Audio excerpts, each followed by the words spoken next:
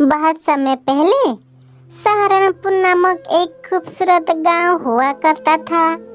लेकिन उस गांव के बगल में एक बड़ा गंदा नाला भी था। फिर कुछ समय बाद उस नाले के अंदर से बहुत ही खतरनाक मच्छर पैदा हो जाते हैं, जो गांव में रहने वाली पक्षियों को काटकर उन्हें बीमार करने लगते हैं। इस बात से गांव के सारे पक्षी बहुत ही ज्यादा परेशान थे। एक दिन की बात है, हरी तोता को बहुत जोर से बुखार आ जाता है और वो बुखार से कहता है, हाय मैं मर गया रे, मुझे तेज बुखार हो गया, अब मैं क्या करूं?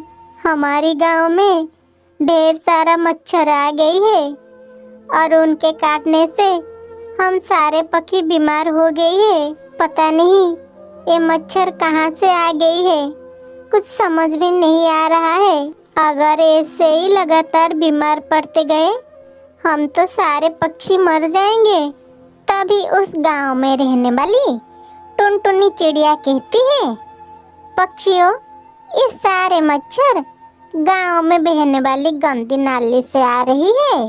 सभी गांव वाले हमेशा उसमें अपनी घर की कचरा फेंकते हैं, जिस वजह से वो मच्छर पैदा हो गए हैं। हम सबको मिलकर वो नाली का सफाई करना चाहिए, वरना मच्छरों के साथ साथ और कई भी खतरनाक जीव जंतु पैदा हो जाएंगे और हमें नुकसान पहुंचाएंगे। इसलिए समय रहते हमें वो नाली को साफ करना होगा। तभी कालू कौवा टुनटुनी के बातों को विरोध करते हुए कहता है, नाली का सफाई का काम हमारे गांव के मुखिया का है, भला वो काम हम क्यों करें? वो नाला बहुत ही गंदा है और बहुत ही गंदे बदबू आ रहा है उस नाले में से। वहाँ से गुजरते समय जान निकल जाती है हमारी, और तुम सफाई की बात करते हो? टुनटुनी चिड़िया, नहीं नहीं, वहाँ सफाई करने में कोई नहीं जाएगा। इसी तरह गांव के सारे पक्षी नाले की सफाई करने में इनकार कर देते हैं और वहाँ से चले जाते हैं। लेकिन टुनटुनी चिड़िया ईमानदार और एक नेक चिड़िया थी। उसे अपने साथ साथ गांव में रहने वाली सारे पक्षियों का भी चिंता थी, इसलिए वो नाले की सफाई करने का फैसला लेती है। फिर अगले दिन टुनटुनी चिड़िया नाले की सफाई काम में जुट जाती है। टुनटुनी का सफाई करते समय कालू का और उसकी पत्नी सुंदरिका भी टुनटुनी चिड़िया का मजाक उड़ाने लगते हैं। कालू कौवा कहता है, अरे टुनटुनी चिड़िया, ठीक से सफाई करना। अगर तू इस नाले को अच्छे से सफाई कर दिया तो मैं तुझे 200 रुपए इनाम में दूंगा। सुंदरिका भी कहती है, हाँ हाँ टुनटुनी चिड़िया, कालू जी बिल्कुल सही कह रही है, मैं तो तुझे पुरानी साड़ी और पुरानी सैंडल बिल्कुल फ्री में दे दूंगी। वैसे भी तू बहुत ही गरीब है और तुझे दूसरों की दया की बहुत जरूरत है। हा हा हा हा हा। चलो कालू जी, मुझसे तो यहाँ पर एक पल भी खड़ा नहीं हो जा रहा है, कितनी गंदी बदबू आ रही है वहाँ से। ये सब बात सुनकर टुनटुनी चिड़िया को बहुत ही बुरा लगता है और वो उन दोनों से कहती है, कालू सुंदरी, इसी तरह मेरी बेइज्जती करने की बजाय अगर तुम मेरे साथ मिलकर इस नाले की सफाई करोगी तो एक काम जल्दी हो जाएगा और हमें इस मच्छर की परेशानी से जल्दी ही निजात मिलेगी। कालू कौवा टुनटुनी से कहता है, तूने हमें अपने तरफ फालतू समझ रखा है क्या? हम अच्छे पक्षी हैं, हम इस तरह नाले की सफाई नहीं करते। चलो सुंदरी, वहाँ से चलो। उसके बाद कालू और सुंदरी वहाँ से चले जाते हैं। टुनटुनी चिड़िया उस नाले की सफाई करना जारी रखती है। आखिरकार कई दिन की मेहनत के बाद टुनटुनी चिड़िया उस नाले की पूरी तरह से सफाई कर देती है। तभी अचानक उस नाले के अंदर से टुनटुनी चिड़िया को एक बॉक्स मिलती है। टुनटुनी चिड़िया जब उस बॉक्स को खोलती है तो उस बॉक्स के अंदर जादुई रोशनी के साथ साथ जादुई लिपस्टिक भी बाहर आ जाता है और वो जादुई लिपस्टिक टुनटुनी चिड़िया से कहता है, मैं एक जादुई लिपस्टिक हूँ।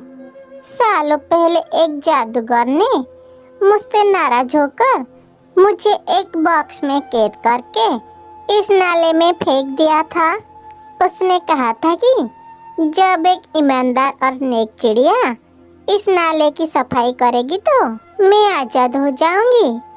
तुमने इस नाले की सफाई करके मुझे आज़ाद कर दिया, इसलिए मैं जिंदगी भर तुम्हारी गुलाम रहूंगी और तुम्हारी सेवा करूंगी। फिर अगले पल जादुई लिपस्टिक टुनटुनी का पुरानी जूतों को नई जूते में बदल देती है। उसके साथ साथ जादुई लिपस्टिक वहाँ पर एक हवाई मोटर प्रकट कर देती है। उसके बाद जादुई लिपस्टिक टुनटुनी चिड़िया के साथ वो हवाई मोटर में बैठ जाती है। फिर टुनटुनी चिड़िया वो हवाई मोटर चलाते हुए जादुई लिपस्टिक को अपने घर ले जाते हैं। फिर अगले दिन टुनटुनी चिड़िया जादुई लिपस्टिक का इस्तेमाल करके अपने सुख दुख का सारे चीज इकट्ठा कर लेती है। साथ ही वो गांव के गरीब पक्षियों का भी मदद करती है। देखते ही देखते पूरी गांव में टुनटुनी चिड़िया की बहुत ही प्रशंसा होती है। ये देखकर कालू कौवा और सुंदरी का भी उससे बहुत ज़्यादा जलते हैं। कालू टुनटुनी चिड़िया से पूछता है, अरे टुनटुनी, तुम्हारे पास ये जादुई लिपस्टिक कहाँ से आई? कालू के पूछने के बाद टुनटुनी चिड़िया उससे सारी बात बता देती है। कालू सुंदरी से कहता है, जादुई लिपस्टिक के जादू के कारण ये टुनटुनी गांव की मसीहा बन गई है। अगर हम जादुई लिपस्टिक को चुरा कर गांव से शहर भाग जाए तो फिर हम पूरी जिंदगी पूरी मजे से जी सकते हैं। लालची कौवा रात होते ही टुनटुनी का जादुई लिपस्टिक चुराने के लिए उसके घर के अंदर घुस जाता है और लिपस्टिक के पास जाकर कालू कहता है, अरे वाह, यही सही मौका है, इसे उठाकर अपने घर में ले जाता हूँ। लेकिन कालू जैसे ही वो जादुई लिपस्टिक को अपने हाथ से उठाता है कि वो जादुई लिपस्टिक एक बड़ी सांप के रूप में बदल जाता है। कालू कहता है, अरे बाप रे, ये खतरनाक सांप कहाँ से आ गया? कोई बचाओ मुझे। कालू वहाँ से भागने लगता है।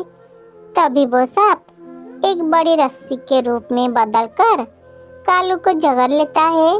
फिर अगले पल रस्सी के अंदर से ढेर सारे डंडे बाहर निकलकर कालू की पिटाई करने लगते हैं। कालू कौवा की आवाज़ सुनकर टुनटुनी चिड़िया नींद से जाग जाती है। फिर कालू के पास वो आ जाती है। कालू टुनटुनी से कहता है, टुनटुनी, मुझे बचा ले, मैं जादुई लिपस्टिक को चुराने के लिए आया था, लेकिन अब मेरी पिटाई हो रही है, दया करके मुझे बचा ले, मैं आगे से ऐसा कभी नहीं करूँगा। टुनटुनी कहती है, तेरी जैसी बुरी कौवा को यही सजा मिलनी चाहिए, मैं तुझे नहीं बचाने वाली हूँ। जादुई लिपस्टिक, इसे इतना मारो कि इसे अपना नानी याद आ जाए और ये पूरा चोरी करना भूल जाए। फिर काफी मार खाने के बाद कालू किसी तरह अपनी जान बचाकर वहाँ से निकल आता है। उस दिन के बाद कालू का होश ठिकाने में आ जाता है और वो किसी को दोबारा परेशान करने का हिम्मत नहीं रखता है।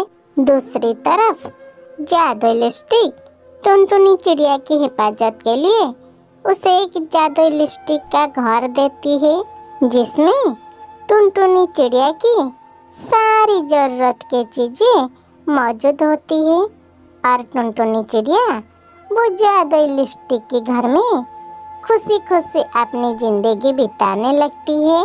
दोस्तों, हमें इस कहानी से यह सीख मिलता है कि हमें सदा नेक और ईमानदारी होना चाहिए, क्योंकि हमारे कार्य दूसरों को प्रभावित करते हैं। हम जैसा ही करेंगे, समाज और समाज के लोग हमें उस नज़र से देखेंगे और हमें उस नज़र से पहचानेंगे। इसलिए दोस्तों, सदा हम नेक कार्य करना चाहिए, क्योंकि जब हम नेक काम करते हैं तो भला हम अकेले क्यों न हो। ईश्वर हमारी मदद करने के लिए किसी न किसी को हमारे पास भेज ही देता है। इसलिए दोस्तों, सदा नेक और ईमानदार कार्य कीजिए, क्योंकि हमारे कार्य से दूसरों का उपकार होता है और ईश्वर भी हमारे साथ सदैव रहती है। कहानी अच्छी लगी तो वीडियो को लाइक, शेयर, सब्सक्राइब कर देना। धन्यवाद।